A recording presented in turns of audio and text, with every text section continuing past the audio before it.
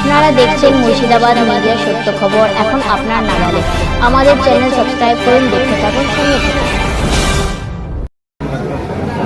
আলহামদুলিল্লাহ, আজকে 15 ডিসেম্বর বাৎসরিক ইসালে সাহেবের মাহফিল, জিকিরের মাহফিল, আওলাদ রসুল আল্লামা পীর হুজুর হযরত সৈয়দ গোলাম সরওয়ার হোসেন রহমতুল্লাহ আলাইহি দারুল হুজুর কেবলার বাৎসরিক ইসালে সওয়াব এবং তৎসহ দরবারের মাদ্রাসার ছাত্রদের পাগড়ি প্রদান অনুষ্ঠান ছিল। আলহামদুলিল্লাহ, বিভিন্ন দেশ দেশান্তর থেকে মানুষ এসেছেন, এপার বাংলা ওপার বাংলা, আসাম থেকে মানুষ এসেছেন, বাংলাদেশ থেকে মানুষ এসেছেন। আজকের দরবার শরীফে ঐতিহ্যবাহী ইসালে সাহাবে অনেক মানুষ সমাগম হয়েছে। আলহামদুলিল্লাহ, মুজাদ্দিদুজ্জামান দাদা হুজুর পীর রহমতুল্লাহ আলাইহির মাসলাক অনুযায়ী আজকের এই মাহফিল পরিচালিত হয়েছে।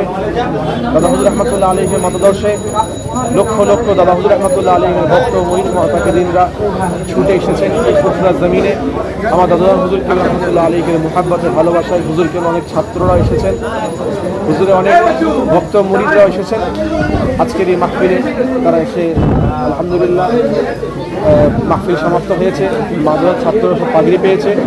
ফুরফুরা শরীফের স্বনামধন্য সম্মানিত পীর সাহেব এবং পীরজাদা হুজুর ছিলেন এবং এই দরবার শরীফের এই আওলাদে হোসাইন বুখারী রহমতুল্লাহ আলাইহি এই সৈয়দিয়া দরবারের সব সমস্ত পীর সাহেব এবং পীরজাদা উপস্থিত ছিলেন। আলহামদুলিল্লাহ।